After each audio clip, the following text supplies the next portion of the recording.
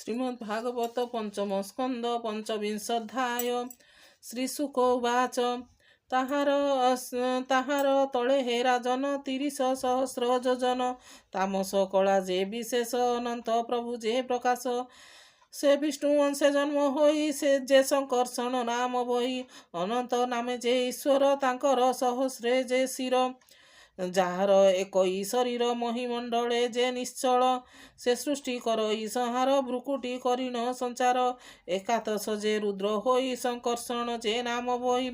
ତିନି ଲୋଚନ ପଞ୍ଚଶିର ପ୍ରଚଣ୍ଡ ଶୂଳ ଯାହାର କର ଯାହାର ଚରଣ କମଳ ବିରାଜେ ନଭ ଯେ ମଣ୍ଡଳ ଭକ୍ତିରେ ଅହିପତି ମାନ ଯହିଁରେ କରନ୍ତି ବନ୍ଦନ ଶିରୋମଣିରେ ନଖପନ୍ତି ଚନ୍ଦ୍ରକୁ କିଣି ଦିଶେ ଜ୍ୟୋତି ଯାହାର ବଦନାର ବିନ୍ଦେ ଚକ୍ଷୁ ନିବେଶିଣ ଆନନ୍ଦେ ପରମ ଭକ୍ତି ଯୋଗ ମତେ ମୁଣ୍ଡ ପ୍ରଭାବେ ଯେ ମଣ୍ଡିତେ ଗଣ୍ଡ ଯୁଗଳ ହୃଷ୍ଟି ଚିତେ ସେ ଶଙ୍କର୍ଷଣ ହୃଦଗତେ ଯାହାଙ୍କୁ ବିବିଧ ବିଧାନେ ସେବନ୍ତି ନାଗପତ୍ନୀ ମାନେ ଏମନ୍ତ ରୂପ ମନୋହର ବୃଷଭ ଧବଳ ଶରୀର ବିପୁଳ ବକ୍ଷସ୍ଥଳେ ଯାଇ କୁଙ୍କୁମ ଚନ୍ଦନ ରୁଚଇ ହଳମୁସଳ କରେ ଯାର କିଅ ବା ଦେବା ପଟାନ୍ତର ରତନ ସ୍ତମ୍ଭ ଭୁଜ ଦୁଇ ମନ ମନ୍ଥନେ ଯେ ଶୋଇ ମଦେ ମୁଦ୍ରିତ ଯେ ଲୋଚନ ସେ ଯେ ଅନନ୍ତ ଭଗବାନ କ୍ରୋଧ କୁଟିଳ କୁସଙ୍ଗରେ ତହିଁରେ ଅଛନ୍ତି ଠାକୁରେ ପୁରଗେଶ୍ୱର ଯେ ଠାକୁର ସିଦ୍ଧ ଗନ୍ଧର୍ବ ବିଦ୍ୟାଧର ଅଶେଷ ମୁନିଗଣ ଯେତେ ଆନନ୍ଦେ ଯେ ଯାହାର ମତେ ଅନ୍ତରେ ପାରିଷଦ ଗଣେ ସେବନ୍ତି ଯାହାର ମତେ ନବ ତୁଳସୀ ପୁଷ୍ପ ଶିରେ ଗନ୍ଧ ଆମୋଦ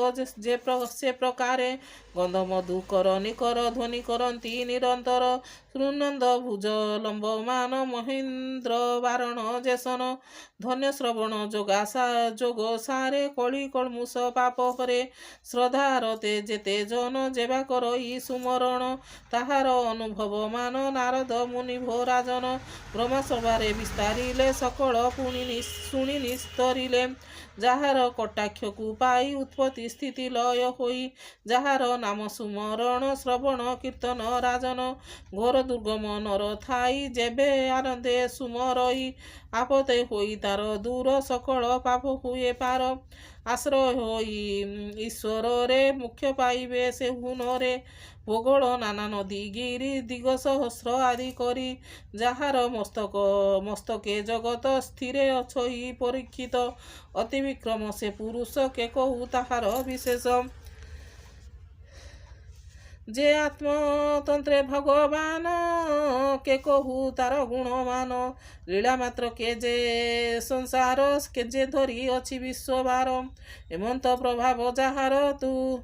ଦୂରିତ ହାରି ଯେ ଠାକୁର ସେବକ ହେବା ଜୀବ ଗତି କର୍ମରୁ ଯେ ଯାହା ବୁଝନ୍ତି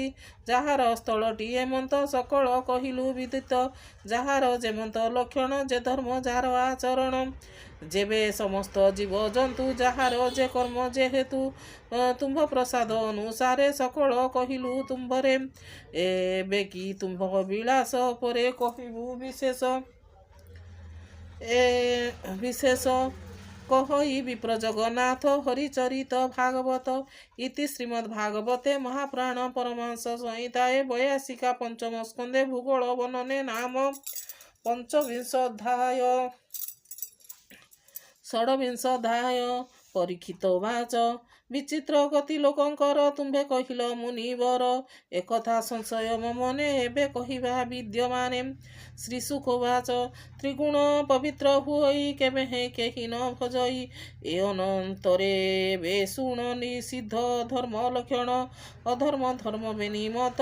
ଶ୍ରଦ୍ଧା ଯେ ବିଦିତ ସମ୍ମାନ କର୍ମ ଫଳ ମାନ କାହାର ନୁହେଁ ଭୋରାଜନ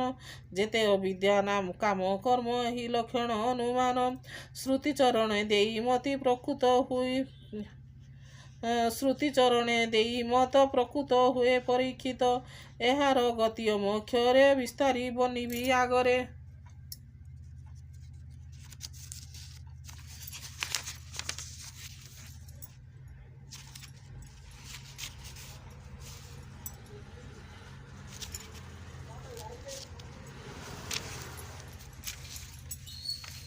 ଭୂମୁନି ତ୍ରିଲୋକ୍ୟ ବାହାରେ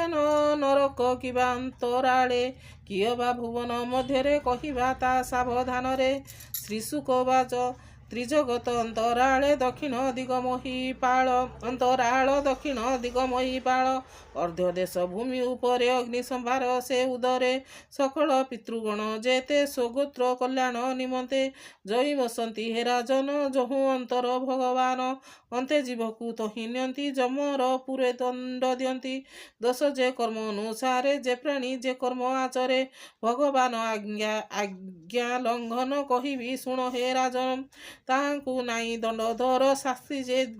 ଯେ ଦିଅଇ ଅପାର ବସନ୍ତି ଯେ ଯାହା ବେବାରେ ନରକ ଅଛନ୍ତି ତଇଁରେ ଏହା ରୂପ ନାମ ଲକ୍ଷଣ କହିବା ଶୁଣ ହେ ରାଜନ ଅନ୍ଧକୂପ ଯେ ଅଶୀପତ୍ର ଶୁକର ମୁଖ କାଳ ସ୍ମିତ ଗୌରବ ଯେ ମହାନରକ ତାମିଶ୍ର କୁମ୍ଭୀ ପାକ ତାମିଶ୍ର ଯେ କୁର୍ମୀ ଭୋଜନ ସଂସଦ ତପ୍ତ ସୁର୍ମୀ ନାମ ବଜ୍ର କଣ୍ଟକ ଅୟଂପାନ ବୈତରଣୀ ବିଷନନ ଶାଳମଳି ଯେ ପ୍ରାଣରୋଧ ଅବିତି ଆଉ ଲାଳାକ୍ଷତ କ୍ଷୋଭ ନାନା ଭ୍ରମୟ ବିଭ୍ର ନାମ ପରେ ଆୟ ଯେ ପତନ ସୁକ ପ୍ରୋତ ଖ୍ୟାତ କର୍ଦ୍ଧମ ପରରୋଧ କ୍ଷଣ ଭୋଜନ ଅବଟ ନିରୋଧନ ହାର ବନ୍ଦ ସୁକ ନାମ ପାର ସୂଚି ମୁଖାର୍ଜ କୀର୍ତ୍ତନ ଅଷ୍ଟବିଂଶତି ହୁଏ ନାମ ଏତେ ନରକ ମହିପାଳ ବିବିଧ ଯାତନାର ଫଳ ପରର ସ୍ତ୍ରୀ ଅପତ୍ୟ ଧନ ଯେ ପ୍ରାଣୀ କରଇ ହରଣ ସେ କାଳ ପାଶେ ବନ୍ଦୀ ହୋଇ ଶପଥ ନରକେ ପଡ଼ଇ ନାନା ଯାତନ ସେ ଭୁଞ୍ଜଇ କର୍ମ ବନ୍ଧନେ ସେ ପଡ଼ଇ ক্ষুধা পিপাসরে পীড়িত হই সে দণ্ডরে তাড়িত নানা তর্জন যে তাহার যেতে যতন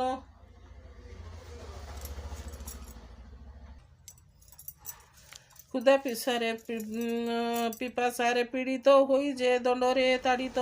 নানা তর্জনে যে তাহার যেতে যতন ভয়ঙ্কর পরম কষ্ট তহি পাই ক্ষণ ক্ষণকে মোহ যাই অন্ধত্রামিত নর করে যাতনা ভোগ প্রাণী করে পরদারে পাপ করি যেবে তামস রূপ ধরি তেবে পড়ই সে যে তহি যাতনা নরক ভুজই নষ্ট হুই মতি তার দৃষ্ট নাশন নূপবর মোহন গত ভাব হই মৃত দেহকু সে চিন্তই কুভি পার্ক হিংসা বহি সে প্রাণী গৌরবে পড়ই যে জীব হিংসନ୍ତି ସଂସାରେ ତାହାଙ୍କୁ ପରୋକ୍ଷ ଲୋକରେ ରୌରବେ ମୃତ୍ୟୁ ଜୀବ ହୋଇ ସେଠାରେ ତାହାଙ୍କୁ ହିଂସଇ ମହାରୌରବ ହି ମତେ ଯେବା ତୁରେ ଯେ ବିଦିତେ ତହିଁରେ ଯେ ପାପି ପଡ଼ଇ ରୌରବ ନରକ ଭୁଞ୍ଜଇ ଯେ ନର ପଶୁ ପକ୍ଷୀ ମାନ ପ୍ରାଣେ ବଧ করে যে জনম রক্ষ শুকর হিত সেই কুম্ভী পাকরে সে পড়ই তপত তଳରେ তাহার বন্ধন ହୁଅଇ শরীর কাଳমূরতি নর্কমান বিস্তার আয়ুত যোজন তম সায়ত নাম তার অপরে থাই যে সে ভাস্কর অধভাগরে অগ্নি থাই এমন্ত নরক অটই যে নর ব্রহ্মহত্যা করে সে তহি পড়ই ন নির্ভরে তপত সুবর্ণ অটই তহি যে অত জ্ঞান হই তৎক্ষণে উঠই শুয়ই বসই ব্যাকুল ধাই ক্ষুধা পিপাসা পীড়া মান তৎক্ষণে হুয়ে চেতন পশুর দেহ লোম যেতে ବର୍ଷ ତା বত ସେହି মতে উগ্রযাতনা ভোগ পাই যে প্রাণী পড়িথায়ে তই সে নিজ ধর্মপথ ছাড়ি বেদ বচন নিন্দে হুড়ি পাষাণ্ড ବୋଲି ତାକୁ କହି ଅଶୀ ପତ୍ରରେ ସେ ପଡ଼ଇ ଲୋହ ମୁଦ୍ଗର ତା ଉପରେ ପ୍ରହାର କରନ୍ତି ନିର୍ଭରେ ଯେ ରାଜା ପ୍ରଜାଙ୍କୁ କିଙ୍କର ଅଦସ୍ୟ ଦଣ୍ଡ ଦିଏ ନରେ ଆଦିତ୍ୟ ପାପିଷ୍ଠ ସେହି କୁକୁର ମୁଖେ ସେ ପଡ଼ଇ ତହୁ ପଶନ୍ତି ସେ ନିର୍ଭରେ ନାନା ପ୍ରକାର ଶସ୍ତ୍ର ଧରେ ଇକୁ ଦଣ୍ଡର ପ୍ରାୟ କରି ତାକୁ ପେଶନ୍ତି ଦଣ୍ଡଧାରୀ ପରମ କଷ୍ଟକୁ ସେ ପାଇ କ୍ଷଣ କ୍ଷଣକେ ମୋହ ଯାଇ ଯେ ସଂସାରେ ନର ଦେହି ହିଂସାରେ ପ୍ରାଣୀକୁ ପିଡ଼ଇ ଦ୍ରବ୍ୟାଦି ହାନିରେ ଯେ ସନ ସନ୍ତାନ ହୁଅଇଟି ମନ ଯେ ଆଶା ରଖାଇ ଭାଙ୍ଗଇ ବାୟସ ତୁଲ୍ୟ ତାକୁ କହି ସେ ଯେ ନର୍କ କୃମିରେ ଭୋଜନ ନରକ ମାନକ ଅଧମ ଶତ ସହସ୍ରେ ଯେ ଯୋଜନ ଯେ କୁମ୍ଭୀ ପାକ ପରିମାଣ ତହିଁ ପଡ଼ଇ ଯେହୁ ନର ଉଗ୍ର ଯାତନା ଯେ ତାହାର କୁର୍ମୀକି ଭଖଇ ଯେ ସନ ତାକୁ